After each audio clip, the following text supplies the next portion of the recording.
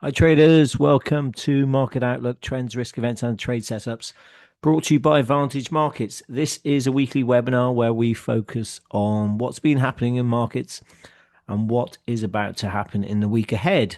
I just need to show you the disclaimer as always. And obviously it's a quieter week this week and has been last week as well. So as I just let you have a quick look at that disclaimer. We'll kind of follow the normal format of sorts, a little bit of a change really, because we'll just review some of 2025 really, and a couple of charts which I've got, which just show you, especially on stocks, what has been happening. So we'll focus on, well, stocks actually. We'll look at gold, of course, hugely in the headlines this year, and briefly as well, the dollar. And then we'll just check out just a few things that have been happening in markets actually, which could have some significance when we get into the new year, really. So we did have US GDP data, which was knockout, really. So potentially quite important, really. And we had the RBA minutes as well. So if you're trading Aussie dollar, that was actually quite important as well for a sort of heads up of what might happen in the year ahead. And then we do have the FOMC minutes this week, actually. And that's probably a good time to just go over what has been happening in the Fed. With the Fed really recently, of course, just a nice sort of finish up of the year. Yeah, what has been happening recently in the FOMC, and then potentially we'll look at what is going to happen ahead. So, sort of bits and pieces really of this in this webinar, this final one of the year. Of course, I do really appreciate you all being on the call. There's quite a few of you really who do listen up every week. So yeah, that's really appreciative, and do thank you very much for all your support through the year, of course. Here's then the general structure of what we'll be looking at in the next 20, 30 minutes or so. As I say, mainly concentrated on those sort of first two elements, if you like, just looking at how markets are traded really this year, actually. So a couple of charts there, and then briefly we'll look at some of the bits that have been happening and what will happen this week. First up, this chart, which I like, which says a lot about where markets have been this year. The everything rally, I think, is how JP Morgan, actually, this chart's from a big investment bank, US investment bank, how they've been looking at markets really, or just generally how markets have performed. You can see 2025 really a year when almost everything has actually worked. So diversification, that's been a reality and not just sort of theory, really. And just from this chart, certainly this is a little bit dated actually, because gold is up higher than that on the year. So gold, up over 70% now, I think, year to date this is. Then you have the MSCI emerging market stock market index, that's up very strongly. You have then below that Eurostox 50, the main biggest 50 companies in Europe, essentially, that is outperforming then the S&P 500, up around 15% or so this year. And then below that you have bonds and then cash, basically at 4%. So you can see everything pretty much has worked very well. Gold, which we'll get to, obviously soared on geopolitical jitters, falling yields, central bank buying. And then ex-US equities have outperformed. And I'll have another chart on this shortly. But US stocks, of course, have surged. Tech, of course, grabbed all the headlines and led that charge. But also financials, cyclicals, and small caps have also joined the winner's circle. We have been talking about that over the last many months, really, this sort of broadening out essentially away from Mag 7, which obviously grabs all the headlines, especially for retail traders, but there are many other areas of the market which have been doing pretty well as well. This everything rally then has been really the product of kind of rare and slightly counterintuitive alignment, slightly difficult to explain sometimes. We've had certainly persistent worries about geopolitics. We've had policy uncertainty, and then sticky inflation, really, that's kept really markets, investors cautious and prevented markets really from overheating. But then those same risks have sort of prompted central banks to favor easier monetary policy. That means rate cuts. And then we've also had corporate earnings proving pretty resilient, as well as then safe haven flows, boosting assets such as gold, of course. That all means the result, essentially, even with uncertainty dominating the headlines, which is certainly what we've had, is a pretty constructive environment for risk assets and most assets in general.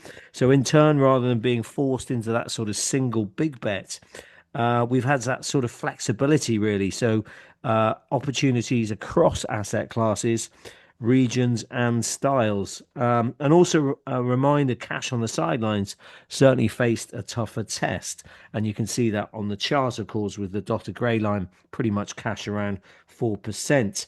Opportunity then favored those willing to stay invested and lean into areas of conviction. So just a nice general chart, really, of what's been happening this year. If we then dig a little bit deeper for stocks, first up, it's been a comeback really for international stocks. Really interesting. Again, all the headlines about the Mag 7, etc.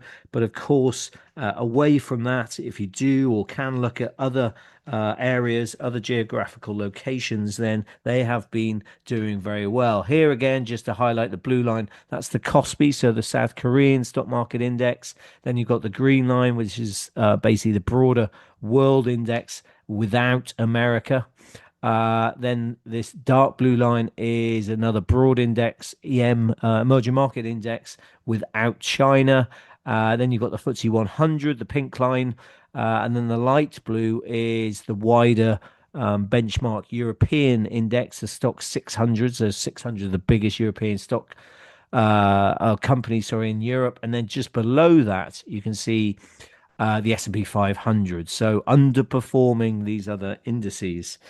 And really quite stark sort of underperformance, really, when you get into sort of the MSCI World Index X US, and then that emerging market index as well. So MSCI is just a sort of benchmark, really, index. So really, then the US equity premium is interesting. Whether that has finally begun to shrunk, of course, and the catalysts again, if we think about it, numerous catalysts potentially as that US equity premium has started shrinking. So of course you've got Trump's isolationism and policy chaos.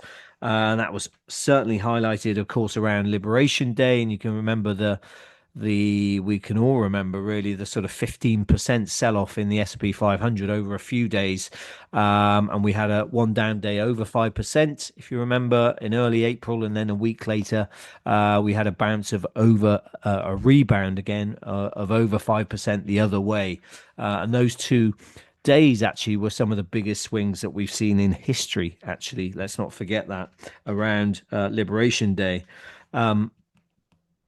I did have a chart, but I haven't put it in, sadly. Just highlighting those volatile days in April, just lest we forget, of course, Liberation Day. And I'm just trying to see whether I can show you that. It's going to be tricky, I'm afraid.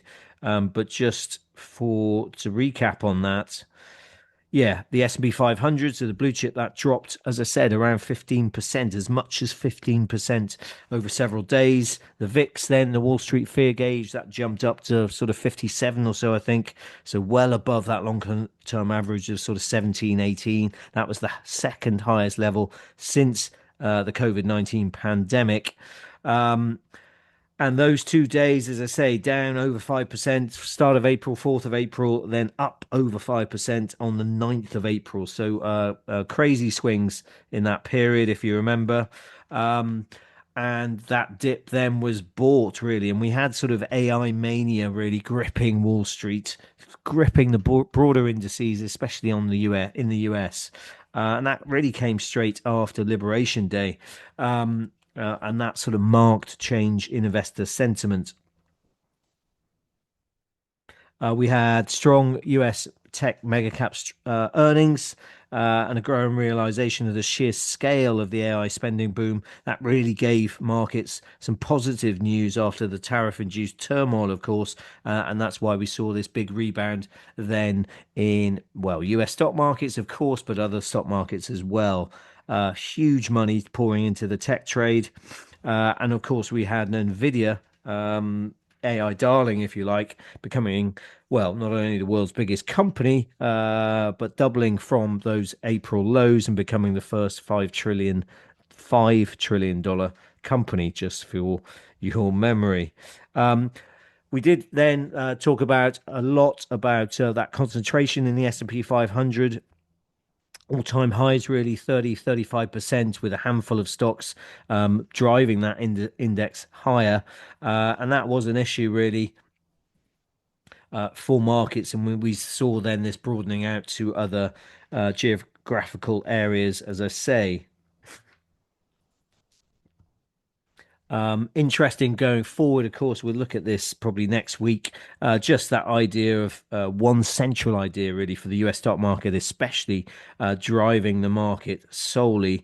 AI, of course, is that trend, and whether we broaden out further then from that going forward into 2026 will be a key question, of course, sort of AI builders to AI adopters and investors looking at free cash flow, looking at pricing power, looking at companies that generate profits rather than hoped-for profits, and just sort of hyped up guidance, if you like.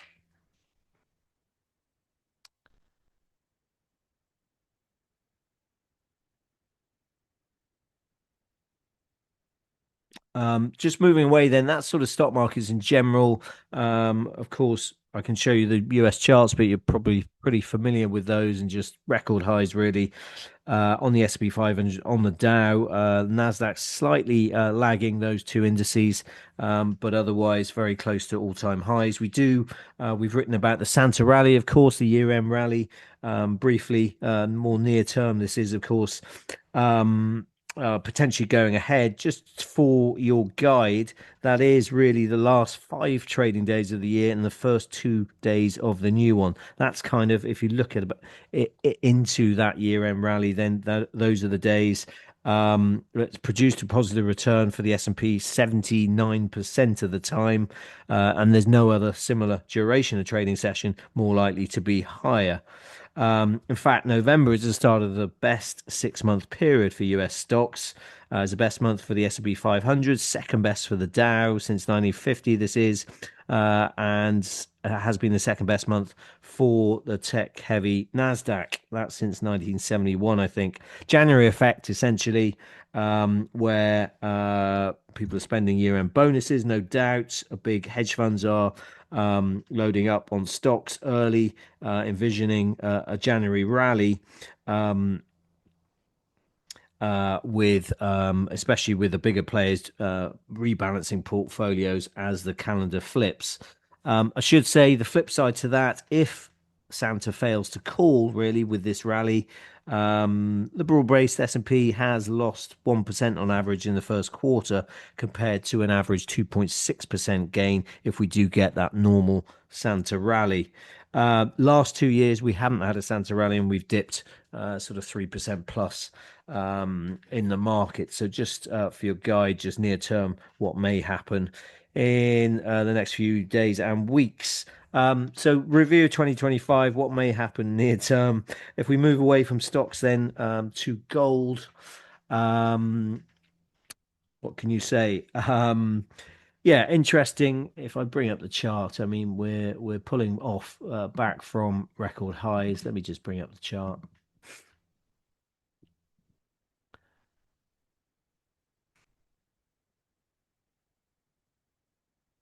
I mean we've written about it extensively in our daily commentary. Um, just bear with me 1 second. So yeah, the chart is here, of course. Really interesting, I guess. I mean, thoughts on gold it's kind of meant to outperform when, to be honest, when everything is bad, right? When everything is terrible and it's a safe haven asset. But certainly this year, demand as I said, supported by central bank buying, no doubt. I think it's the second biggest year on history of central bank buying. And then more recently, we've sort of had momentum chasing hedge funds and also retail investors really getting involved in this late on, pushing prices to sort of very overbought territory. Essentially, gold is now a FOMO play, if you like. So there's a fear of missing out in a lot of gold and some of these gains, and that's certainly what you get when you get year-to-date gains of whatever it is, 70% plus, of course. But gold, just to reiterate, sort of has never been a sort of FOMO trade, if you like. Um, Obviously, there's been fear of tariffs, as I say, that central bank buying, no doubt, fear of mounting US debt, fear of an economic downturn, although that hasn't happened. And then, of course, fear of, well, wars in the Middle East, of course, in Ukraine, Russia. So it's tapped in, if you like, into all those anxieties. But then we've had this staggering bull run, which then has meant the big fear, if you like, and that sort of FOMO type trade, fear of missing out, of course. That means we've had buys, as I said, really of all sorts, central banks, no doubt, asset managers, hedge funds, retail investors, and also then crypto getting involved because, well, that hit record highs, of course, Bitcoin essentially, but then has come off that. And people are still looking for gains. Inflows into gold-backed exchange traded funds, that's ETFs, they're on track for their highest levels since the pandemic. And really, yeah, we're up over 70% now, and that's the best year in gold since 1979. Um, what can you say? We're overbought on quite a few time frames, I think. Yeah, you can see on the weekly, overbought massively on the day, on the monthly there, and you can just see the consecutive months of gains, a very, very shallow pullback, really, and then more gains. So virtually continuous gains every month this year. Um, what is quite nice technically, I think, is we've had bull channels, of course, ascending highs, ascending lows as well, higher highs, higher lows. Then the sort of push to the upside through 4,000. That was interesting. Then we pulled back to around 4,000, but then we had this nice sort of bullish triangle continuation pattern, and then we broke through sort of 4250, sorry, up towards that 4380 level, just consolidation, bullish consolidation, then before a break to the upside, strong break to the upside, in line with the dominant trend. And we do talk about that quite a lot in our dailies, for example, just bullish consolidation, bearish consolidation patterns before then a break to the downside, break to the upside, which typically should be in line with that long-term dominant trend. And that is has seen some textbook breakouts in gold. Interesting as well, the rally sort of reflecting a slightly changing view, if you like, of the US dollar. That's the world's primary reserve currency, of course. Many central banks, notably China, and this is a really big reason, I think, for this gold rally more broadly. Yeah, many central banks have been diversifying reserve holdings away from the greenback into gold. That sort of dollar de-dollarization trade, sorry, and even then extending that to the sort of debasement trades where investors are very worried about fiscal deficits and deficits in general, fiscal sustainability really, and debts of countries, and therefore they are diversifying into hard real assets, I should say. Okay, that is pretty much, yeah, stocks and gold. We should, um, yeah, if we move on now, actually, so bear with me 1 second. I should say as well, of course, always say this. If you do have any questions, please do ask them along the way, and we'll try and help them, try and help answer those as best we can. We've got some forecasts in there. I think I've showed you those before briefly. But yeah, investment banks seeing around 10%, just below 10% gains for the S&P 500 next year. And then also we've had this forecast from other investment banks as well. Green positive being all these different investment banks and different currencies. So very positive on the Aussie dollar, very positive on the Swedish krona, and then pretty negative on sterling. You can see lots of reds, euro as well, and sort of more mixed on the yen.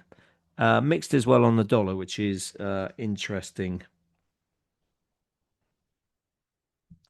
Okay, just briefly then, we'll just check out just some recent data actually. So US GDP I mentioned, worth highlighting because it was just incredibly strong. Q3 data, this is rising 4.3% in the third quarter. That's accelerating from 3.8% gains in Q2. The increase in real GDP reflected, well, increases across the board really, consumer spending, exports, and government spending, although they were partly offset by a decrease in investment. Imports, which are a subtraction in the calculation of GDP, they decreased. And then in the breakdown, net trade is what lifted GDP growth actually to its fastest rate since Q3 of 2023, so 2 years ago. And key drivers, really, as I've mentioned, high income consumers and tech capex, which will that change in 2026? We shall see. But consumer spending still very strong at 3.5%. Really quite an incredible outcome, has to be said. But then the caveat to that will be Q4 GDP likely to record substantially slower growth, essentially due to the government shutdown. Also expect net trade to contribute less than it did in Q3, while of course consumer spending will be the key driver, 70% of the US economy driven by that, and potentially if that slows, then GDP will come down quite substantially from the 4.3 initial advance print there. That slightly brought sort of Fed rate cut bets a touch lower. I think there was around 3 basis points for January, around 12 for March. So that's 12, so virtually 50% a chance of the Fed cutting in March. And then we had about 53 basis points across next year now priced in by money markets. So that's just over 25 basis point rate cuts for next year priced in. And as I say, around a 50-50 bet on the Fed cutting next in March and skipping January. That rate meeting being end of Jan, I think, just for your guide. Otherwise, RBA minutes important as well for the RBA and for the Aussie. So bear with me actually because I pull up this chart.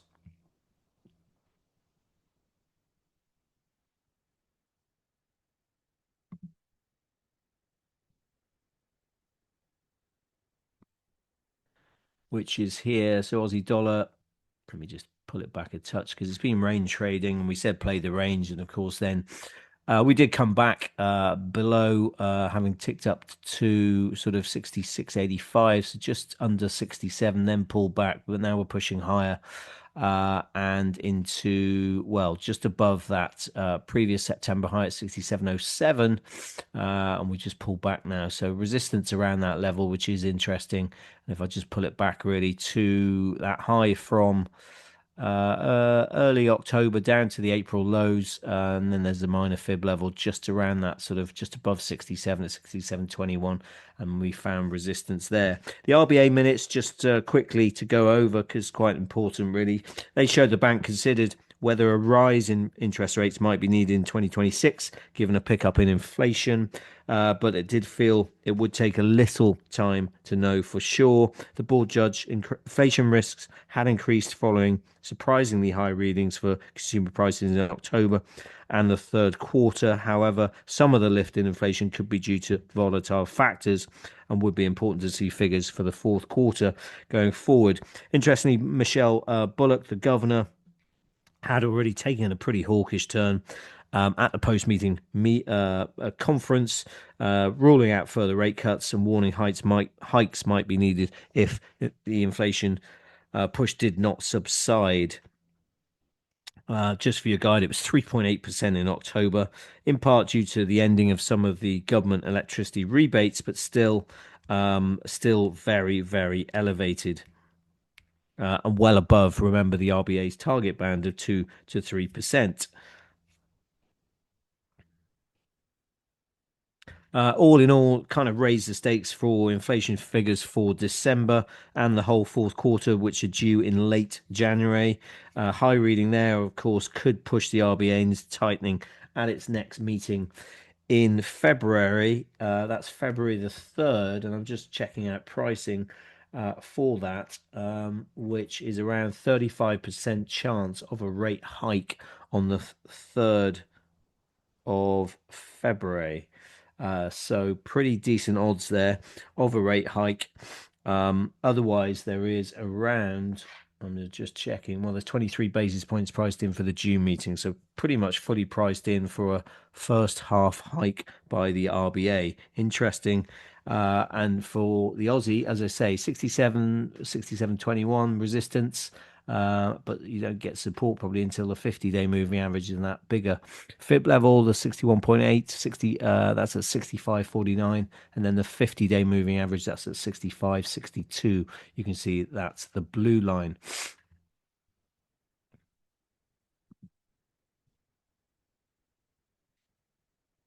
In fact, I've just got something which is useful and hopefully not too complex for everyone to read. This is basically interest rate expectations in Bloomberg. So you can see the different meetings here for the RBA and pretty much hopefully backs up what I've just said. If we look at the chances of a hike, which is a plus, you can see 35%, 36% chance really of a rate hike in February, so the 3rd of February meeting, which is exactly what I said.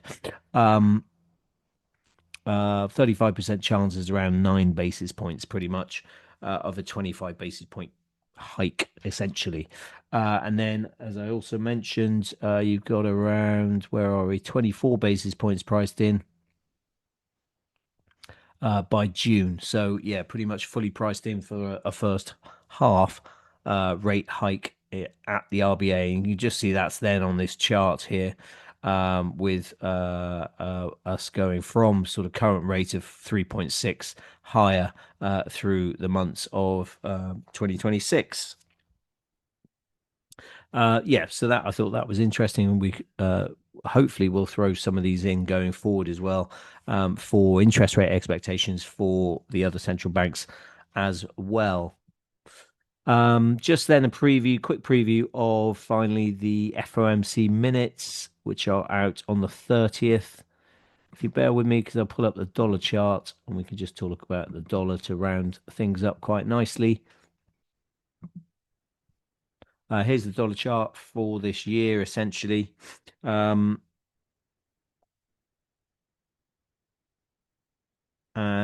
apologies, what we'll do is, yeah, just generally for the dollar overall then this year. Just bear with me 1 second. Yeah, you can just see we've had a fall. Well, we had a sharp rally end of last year. If I just pull this back, you can see that in expectations, obviously, of a Trump victory at the US presidential election, of course. But then since then, we've tumbled sharply down over 10% to long-term lows at 96.21. You can see there. We hit that in early January, and the greenback now potentially suffering its worst year since 2017. This is the dollar index, of course, so it measures the dollar, the greenback, against a basket of 6 rival currencies. I always say this, but the euro is by far the biggest weighting in this, around 57% or so. But that index, of course, been heading south since Trump's inauguration in January. You can see that long-term bear channel, really, so lower lows, lower highs. And then, of course, the acceleration or the sell-off, really, the slide accelerated during Liberation Day around that and those sweeping tariff announcements in April. You can see that strong sell off there. We did pick up slightly, but then moved down lower through the into the summer, as I say, in that low in early July. Um, yeah, this pickup really in the dollar was triggered by well, a little bit of a push up in stocks and bonds. Those were recovering, of course, but then we've sort of oscillated around the sort of 99.50, not being able to get above 100 decisively. You can see there, so that is very strong resistance, and then we've just sort of rolled over in the last few weeks of this year. So the shine really on the dollar has faded a lot this year. Um, you really kind of don't have to be a sort of geopolitical enemy of the US to have a bit of skepticism about the dollar. That has been an issue, of course, with sort of policy chaos and geopolitics, certainly, and just questions around Fed independence, of course, as well, and potentially a dovish Fed going forward with the new appointment of the next Fed chair, which won't he won't actually start till May, end of May. But of course, that announcement is potentially due soon in the new year as well. There are other factors, of course, hitting the dollar as well. The AI boom potentially is affected or likely to continue affecting dollar moves, and some of that risk that investors have assigned to the US currency during Trump's second term really may be hard to shake. And that's really what we've seen across this year and the struggle to sort of find a decent bid. Technically, then above 100, that's very strong resistance. You've got the blue line at 99.13, that's the 50-day moving average. And then certainly, if we just pull it back, actually, you can see this long-term trend line, which it comes back well from the lows in 2011, touched in 2021, and again we did highlight this when we were touching it at those lows, and we bounced off. It's a really interesting long-term support level there. Um, and if we just pull it on the weekly, you can just see, yeah, we tapped it a couple of times, really, 96.21, and then obviously that dip lower in mid-September, again down to 96.21, bounced off it again. So that'll be interesting if we do roll over again, and I should really extend that to around there. So let's just check that. Yeah, that's pretty good. Long-term support level. So where does that come in now? Around, let's move it forward because we're slightly upwards. So 97.36 would be really key level around there, because you can just see. Let me just bear with me 1 second.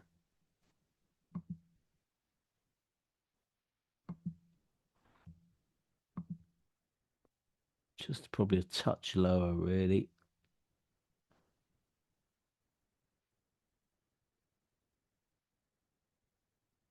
It's whether we use the closes or the spike lows, I guess. But we're, rough approximation.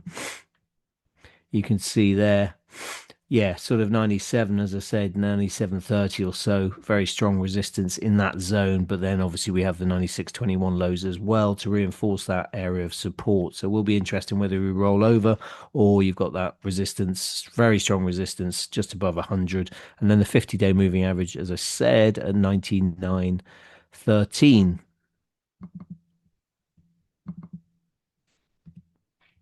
Okay, I'm going to wrap it up there. Again, just want to thank you so much for being on the call. We do have quite a few people who listen in every week, as I've said, so really do appreciate that. Please do follow us on social media as always.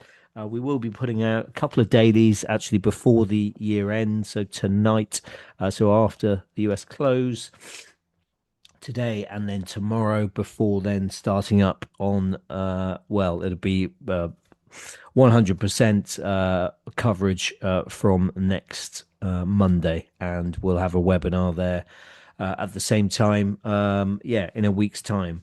Okay, take care, all the best. Again, have a great new year, of course, and we will speak to you very soon and in the new year. Take care.